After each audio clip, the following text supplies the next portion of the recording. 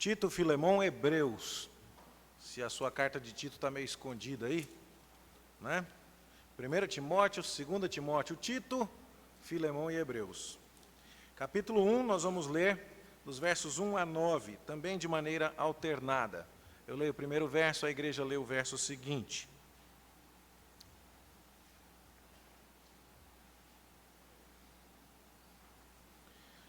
Tito 1, de 1 a 9, assim lemos na santa e bendita palavra do Senhor.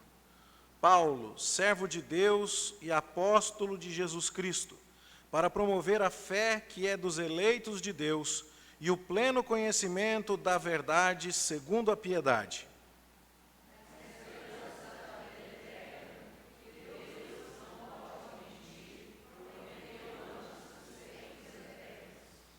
E em tempos devidos manifestou a sua palavra mediante a pregação que me foi confiada por mandato de Deus, nosso Salvador.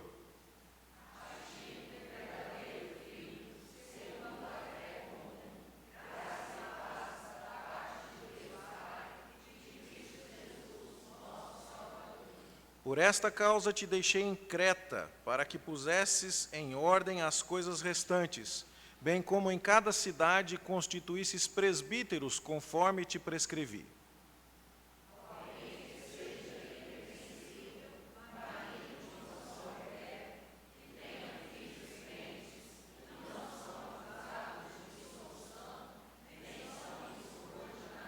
Porque é indispensável que o bispo seja irrepreensível como dispenseiro de Deus, não arrogante, não irascível, não dado ao vinho, nem violento, nem cobiçoso de torpe ganância.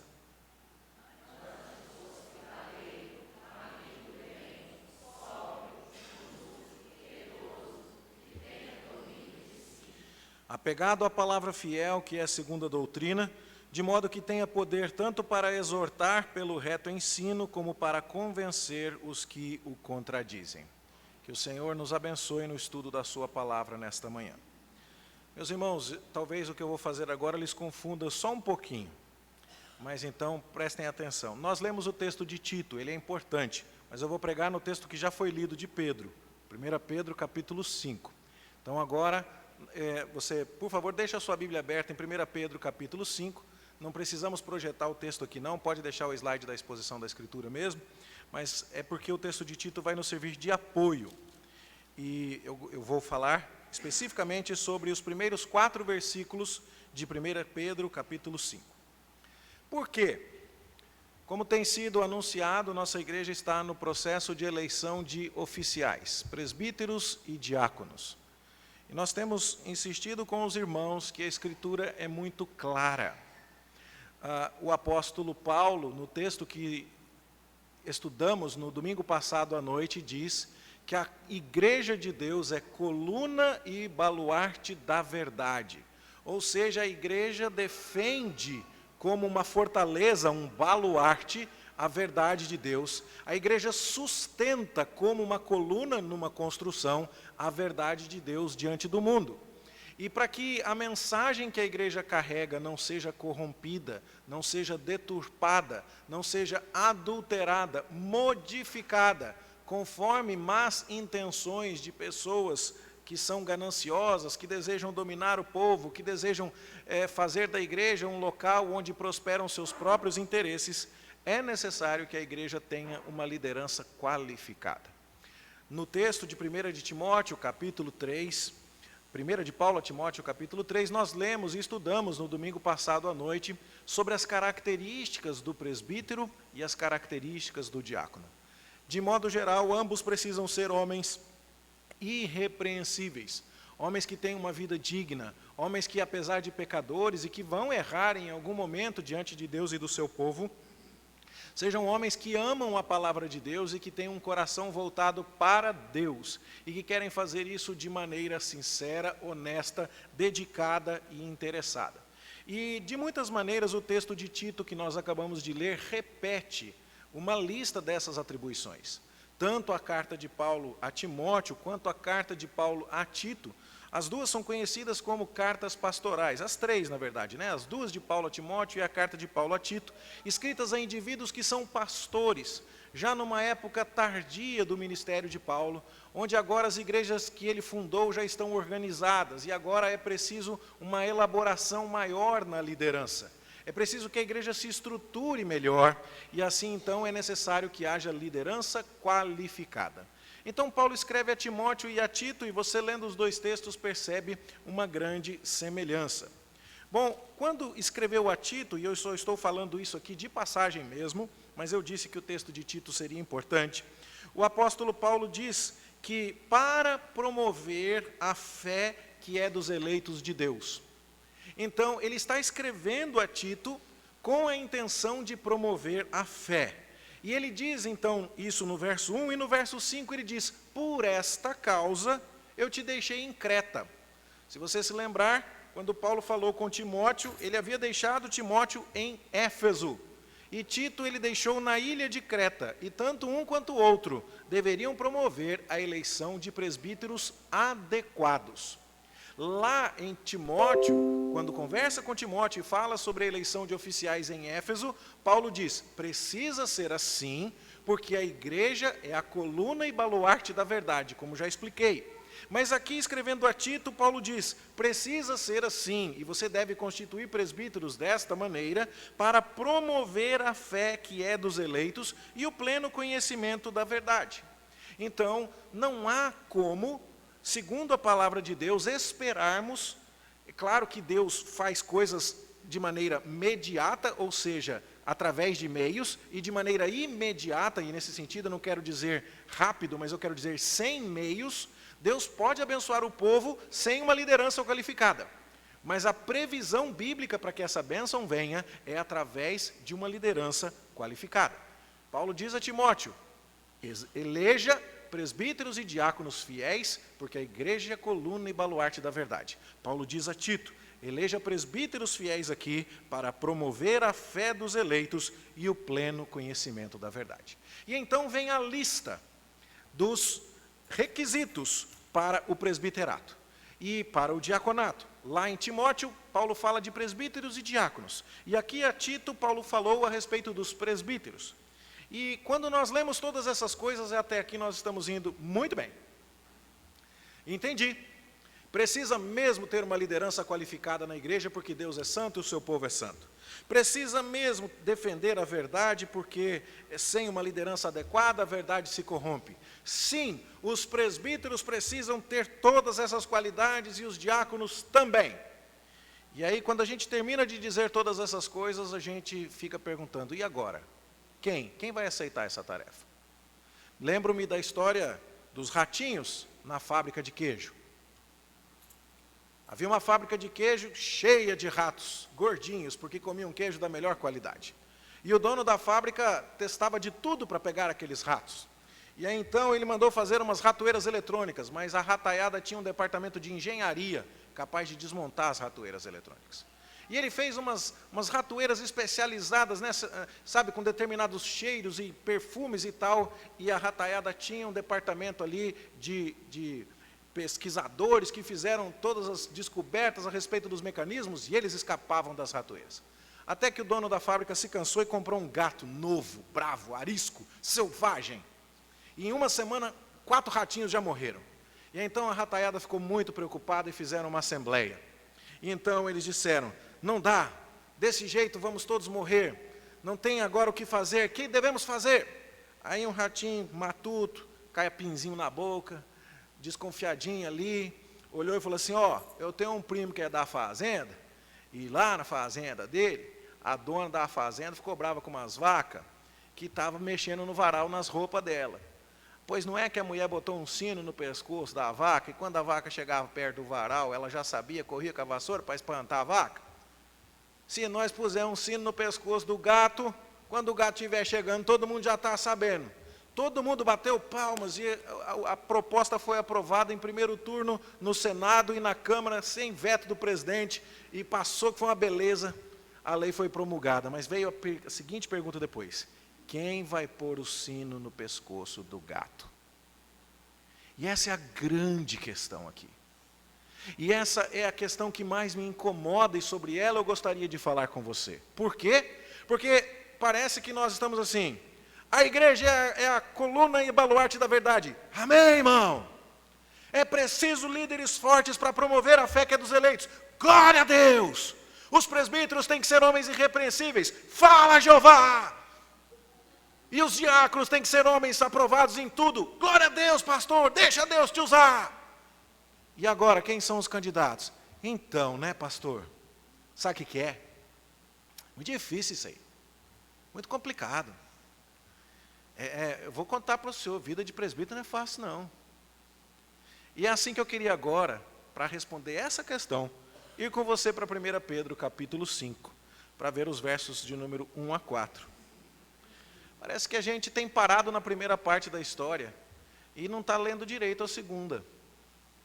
E olha o que Pedro diz: rogo, pois, aos presbíteros que há entre vós, eu, presbítero como eles. Quero começar aqui com algumas distinções. A palavra rogo, na língua grega, ela é muito rica. É o verbo parakaleo, que significa, o verbo descreve tudo isso, gente, não cabe em língua portuguesa. Mas é alguém passando a mão do seu lado assim, de lado a lado, e conversando aqui na sua orelha, para falar com você. Não é simplesmente pedir, entendeu? É aquele pedido que constrange. Aquele pedido de alguém que está do seu lado na jornada e que está falando de igual para igual. E Pedro, apesar de ser apóstolo, está dizendo, rogo eu, presbítero, como vocês. Pedro não está aqui invocando a autoridade apostólica que dá a ele o direito de falar com a inspiração do Espírito Santo. Não, ele está dizendo presbítero para presbítero. Ele está se colocando no mesmo nível de autoridade, o que de certa forma engrandece muito o ofício dos presbíteros a quem Pedro se dirigia. E ele está falando ali, exortando aqueles irmãos e dizendo, considerem o que eu vou lhes dizer, meus irmãos. Mas Pedro se apresenta como testemunha dos sofrimentos de Cristo. Por que falar sobre testemunha dos sofrimentos de Cristo? Irmãos, o chamado para o presbiterato e para o diaconato é um chamado para sofrer. Vamos falar aqui todas as coisas com todas as letras. É um chamado para sofrer. E então Pedro está chamando no seu paracaléu ali, no rogar, e está dizendo, vocês presbíteros, eu também sou testemunha dos sofrimentos de Cristo. E eu estou chamando vocês para sofrerem juntos, sofrermos juntos. E Pedro vai nos dar muitas outras pistas ao longo desta carta a respeito do valor do sofrimento. Aliás, esta é a carta que mais trata de esperança no meio do sofrimento em todo o Novo Testamento. Pedro é conhecido como o apóstolo da esperança. Ele está escrevendo, se você virar um pouquinho, capítulo 5, versículo 12 e 13, Pedro está escrevendo da Babilônia. 1 Pedro 5,13 diz, aquela que se encontra em Babilônia, também eleita, vos saúda.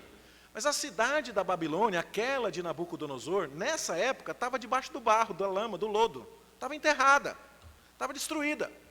Então não é a Babilônia lá de Nabucodonosor.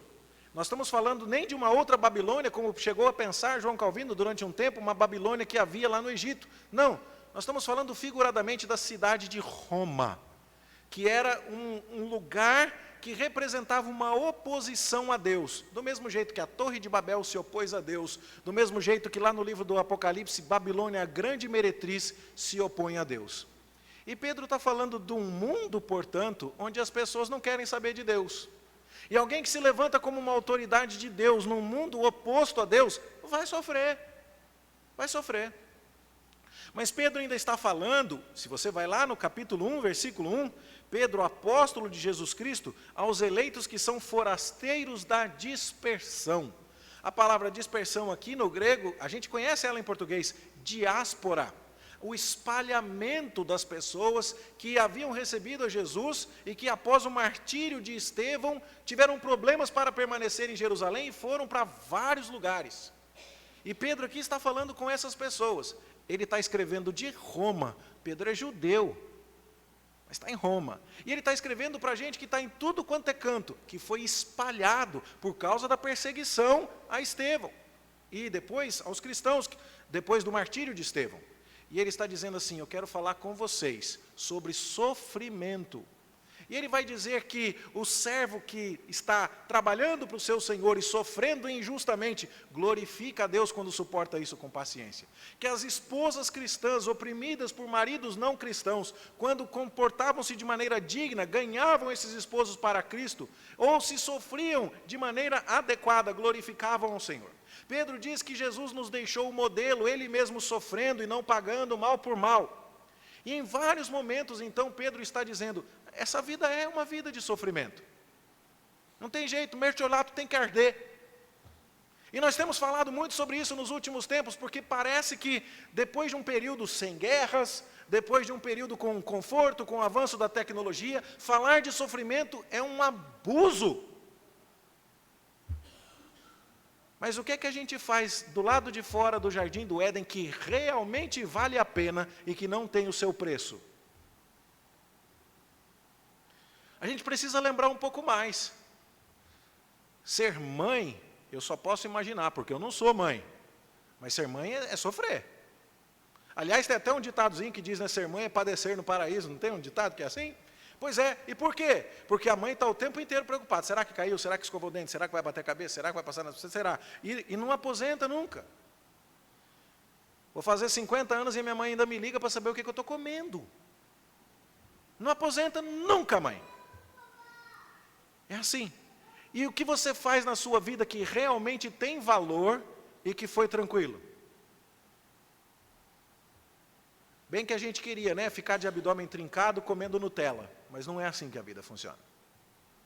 Bem que a gente queria ficar inteligente assistindo o seriado da Netflix, formar-se em doutorado em alguma disciplina na praia, tomando água de coco. Não é assim que funciona. Não é assim. E as coisas que realmente valem a pena, elas trazem sofrimento. A grande questão, portanto, não é se existe ou não existe sofrimento. Existe. A grande questão é se o sofrimento compensa. E é por isso que Pedro vai dizer assim, eu sou testemunha dos sofrimentos de Cristo, mas ainda sou coparticipante da glória que há de ser revelada. Eu gosto de contar uma história impressionante que eu vi de um pastor lá em São Paulo, um grande mestre de aconselhamento bíblico, um pastor batista, com quem aprendi muita coisa. E ele contava de púlpito uma história, que os filhos dele são muito envolvidos na obra de Deus. Os filhos dele são exemplos, e eu tive a oportunidade de viajar com essa família e posso lhe dizer, é uma família de pecadores, eu vi defeitos ali, todo mundo tem defeito. Basta a gente ficar perto dos irmãos e a gente vê, mas a gente vê ali uma família de gente crente, que ama a Deus, uma família, um homem com seus 3 filhos ali servindo a Deus no seu ministério. E ele contava, dizia assim, uma vez uma irmã veio até mim e disse assim, eu queria ter os filhos que você tem. E que ele olhou e falou assim, queria nada. Para de falar essa mentira. E que a irmã regalou os olhos para ele, ele falou assim, pois eu cansei de chamar você para vir para a escola dominical e você não vinha. Eu cansei de ligar para você, para convidar você para trazer os seus filhos na programação das crianças e dos adolescentes, e você não trouxe. Eu estava pagando o preço para ter os filhos que eu tenho. Isso não é uma garantia absoluta, tem gente que faz tudo certo, e às vezes as coisas não acontecem como previsto. Mas é uma lei geral, mesmo não sendo uma lei universal. E eu plantei a minha semente, e eu reguei a minha semente, e agora eu estou colhendo. Agora que você olha o resultado, você lembra de anos e anos de negligência, e vem dizer para mim que era isso que você queria? Bom, quando nós estamos dispostos a colher alguma glória, quando nós estamos olhando para o tesouro, olhando para o prêmio, nós suportamos sofrimentos os mais diversos. E para mim os exemplos supremos, de vez em quando a minha esposa resolve me ajudar. A minha expressão não é as mais favoráveis, eu podia ser um pouquinho mais simpático. Eu tenho um pai de olhos azuis, já falecido, e quando a luz bate nos meus olhos eu já faço assim, chama-se fotofobia, sensibilidade à luz. Então já parece que eu estou bravo assim. E a pessoa olha para mim e fala, pastor, tudo bem? Eu falo, nossa, está tudo ótimo. Com essa cara? Eu falo, pois é. E para ajudar, Minha sobrancelha chama monocelha, sabe aquela que passa de leste a oeste, norte a sul, emendando toda a linha do Equador aqui? E de vez em quando ela fala, vem cá que eu vou te ajudar aqui, me deita lá e começa a arrancar os... Pensa. Aí eu fico pensando nas irmãs, fazendo depilação com cera, fazendo sobrancelha, fazendo isso, fazendo aquilo. Elas não reclamam. Sabe por quê? Porque elas estão de olho no resultado, o tempo inteiro. Elas estão olhando lá a revista, falando assim, eu quero meu cabelo assim. E se falar para elas que é meia hora de choro e ranger de dentes, elas falam, tá barato, eu quero ficar assim. E é de vez em quando aquilo que a gente precisa lembrar quando a gente está falando das coisas na casa de Deus. Nós queremos uma liderança preparada. Nós queremos uma igreja que seja coluna e baluarte da verdade. Nós queremos uma igreja que promova a fé dos eleitos. Mas arruma alguém aí, porque eu não. Eu não vou pagar esse preço. Pois Deus está falando conosco, irmãos. E está falando particularmente com os homens da nossa congregação. E com as suas esposas. Para encorajá-los, para incentivá-los, para apoiá-los. Mesmo sabendo que vai ser sofrido. Mesmo sabendo que vai ter custo. Mas é melhor sofrer pelo que é bom. É melhor sofrer por aquilo que é correto e pagar o preço antes do que pagar o preço daquilo que é errado. E nós precisamos nos lembrar destas coisas. E é por isso que Pedro vai dizer assim, eu sou testemunha dos sofrimentos de Cristo, mas sou coparticipante da glória que há de ser revelada. Então ele dá ordem, pastoreai o rebanho de Deus que há entre vós, não por constrangimento, mas espontaneamente, como Deus quer. Não por sorte da ganância, mas de boa vontade. Não como dominadores dos que vos foram confiados, mas tornando-vos modelos do rebanho. Ou seja, o seu motivo para fazer a coisa certa precisa ser correto. Fazer a coisa certa pelo motivo errado é fazer coisa errada. Exemplo, o rapaz estava muito animado para ir para o acampamento de jovens, até que a moça bonita disse que não ia mais. E ele falou assim, acho que Deus não tem nada para mim no acampamento mais. Ele estava disposto a fazer a coisa certa, mas o motivo era errado. Ele ia fazer coisa errada lá. E quando a gente se dispõe a assumir uma função de liderança, ela trará consigo, sim, alguma responsabilidade, trará consigo alguma autoridade, algum poder nesse sentido, alguma projeção, alguma proeminência, alguma honra, mas esses não podem ser os motivos para que aspiremos ao serviço da liderança na igreja. Não é por constrangimento, porque alguém te forçou, é porque não tem ninguém, e por falta de tu, vai tu. Não é por ganância, pelo desejo de controlar recursos, não é como aquela fome por poder de dominar pessoas e obrigar os outros a fazerem o que você quer. Não é por nada disso. Você vai abraçar voluntariamente os desafios da liderança e vai fazer isso por saber que isso é glorioso. E é por isso que Pedro termina dizendo, ora, logo que o Supremo Pastor se manifestar, recebereis a imarcessível coroa da glória. Essa palavrinha aqui é pouco conhecida, imarcessível quer dizer aquela que não murcha. Hoje parece estranho para nós, mas quando alguém corria uma corrida nos Jogos Olímpicos, lá da Grécia Antiga, e quando alguém participava de competições lá na época do Império Romano, era comum, eles conheciam a figura de uma coroa de louros que era colocada, raminhos torcidos e verdinhos e colocados atrás da orelha.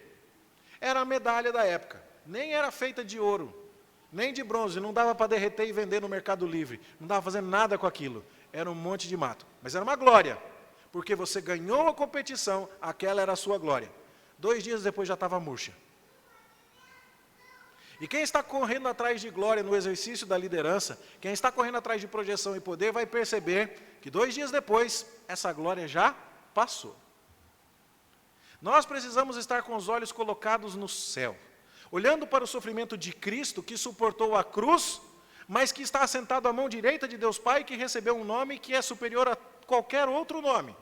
E nós devemos estar dispostos a isso também.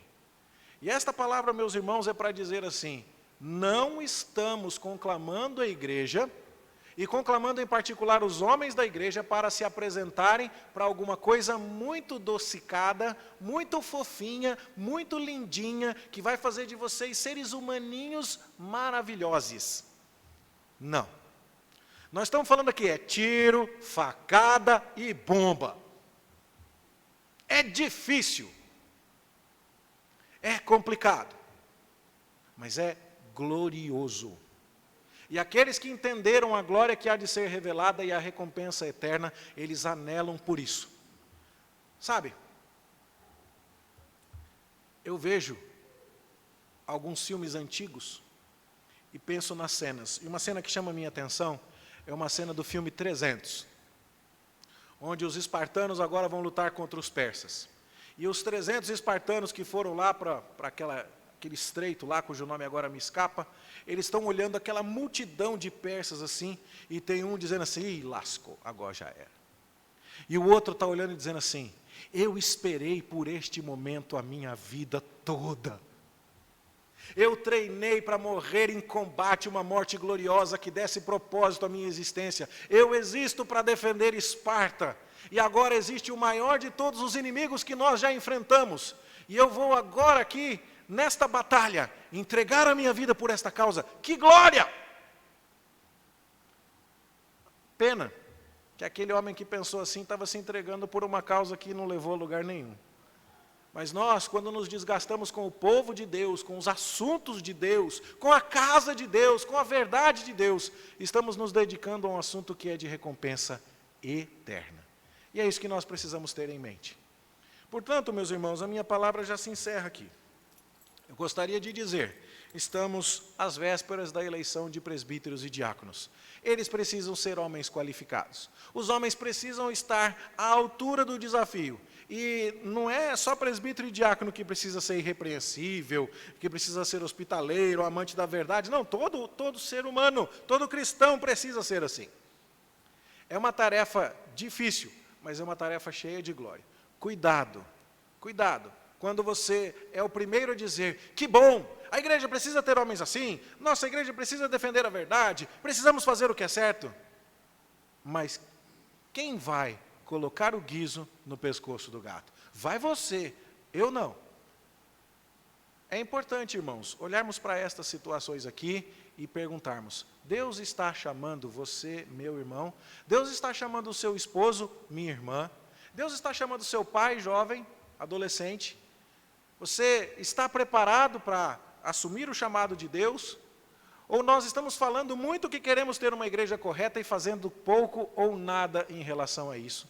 Porque a zona de conforto é um lugar que foi nos minando e nos consumindo aos poucos. Deus tenha misericórdia de nós.